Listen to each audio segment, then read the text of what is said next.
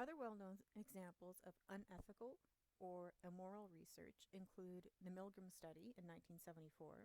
This is a really well-known study when a psychologist named Stanley Milgram decided to study how willing men would be to obey the instructions of an authority figure, even if the instructions included doing something that conflicted with their personal conscience and values, like causing harm to somebody else. So, would they continue to press a button to shock somebody, with the shocks becoming increasingly stronger because an authority figure was telling them to do so? The Stanford prison experiment occurred in 1971. Really, really, really well known study. And as you can see by the ad here, at this university, male students were recruited to participate in some kind of psychological study of prison life. So what the researcher did was in the bottom of the building of one at the university, he created like a fake prison, and that's what this picture is of. And with the male students he recruited, he designated some to be prisoners and some to be guards. And he did everything he could to create a real prison dynamic. So, for example, when the fake prisoners were taken into custody, they didn't know exactly when that would happen, so it would be like they were being arrested on a warrant. And at this fake prison, he essentially sat back and watched what happened in terms of behavior, in terms of the power struggle of authority between the prisoners and the guards.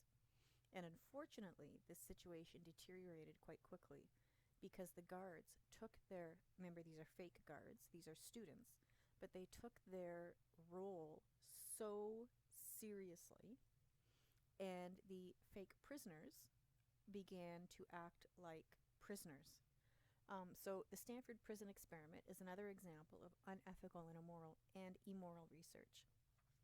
Now, another ethical issue regarding research that the textbook mentions that I really want to bring up, but not go into too much detail, something people often don't realize is that there are also real ethical concerns regarding how research is handled, how the results are handled. When it comes to academia, plagiarism is a major, major concern, and it's taken really seriously. Unfortunately, plagiarism has grown significantly with access to the internet. And because of this, access to hundreds, if not thousands, of sources with just a few clicks. Universities and colleges now commonly provide access for their professors to programs like Turnitin.com. Nipissing used to use that. Now we use a program called SafeAssign. And what this does is check for plagiarism for us because it takes a lot of the legwork out. And, you know, I tell students, everything you hand in to me is going through SafeAssign. Don't bother trying to plagiarize. It pulls up everything within half a second. And if you read this in this part of the textbook, it expands on this quite a bit. Academic information, academic research belongs to the person who conducted it.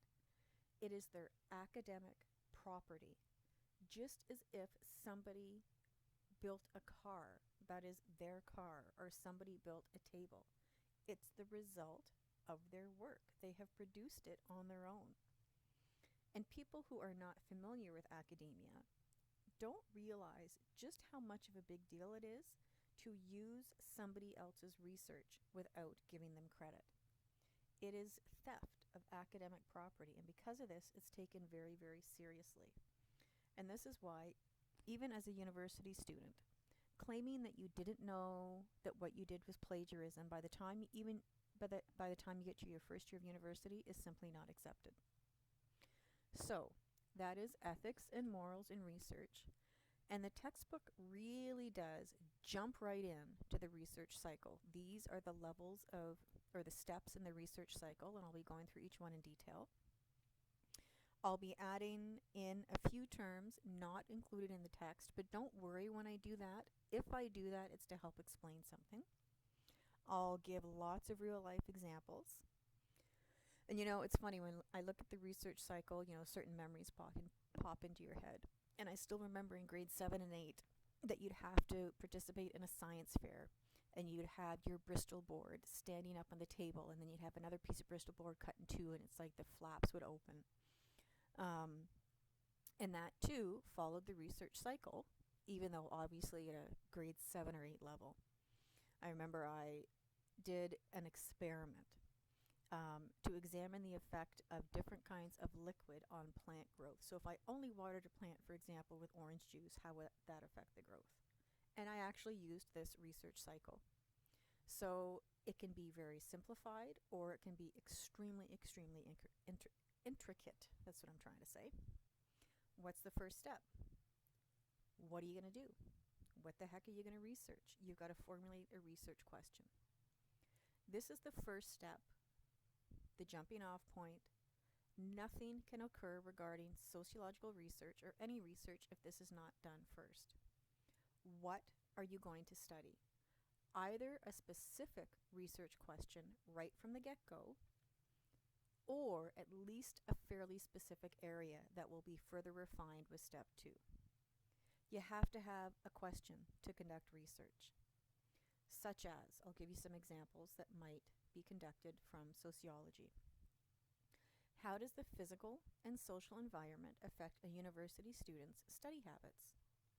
So if somebody studies alone in their bedroom versus at another location in the house, or maybe a coffee house or in a study group, how does the physical location students choose to study in affect their study habits, and thus their academic progress? I know a lot of nurses take this course, so I'll give you an example in relation to healthcare. Does the amount of interaction between families in hospital waiting rooms affect perceived optimism or pessimism regarding the health care of their ill family member? For those of you involved with the education system, does the contents of an elementary student's lunch typically reflect level of parental involvement in their child's education? Or, in regards to policing, how do perceptions of policing vary dependent on whether the officer is in uniform or in plain clothes?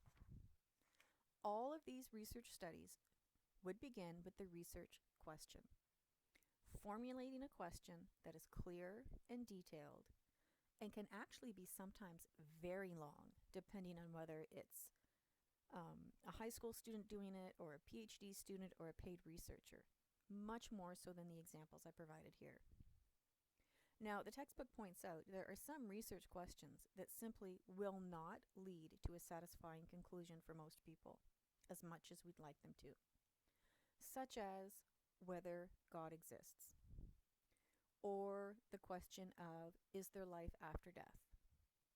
These are questions that, for all intents and purposes, will never be able to reach a conclusive and satisfying answer for most people. There are some questions that, even in the face of certain evidence, the question is still the basis of more and more and more research, such as, does Bigfoot exist? Or, is there such thing as ghosts? People have been actively investigating these questions for decades, if not longer. And every so often, there is some supposed new evidence indicating that yes, Bigfoot exists, or yes, there are such thing as ghosts. But it's never truly conclusive. There are some questions in our world that will likely never be satisfactorily answered in absolutely a 100% conclusive manner. Maybe the world as a whole will eventually agree about Bigfoot, maybe we won't. This can be aggravating, certainly, but it is what it is.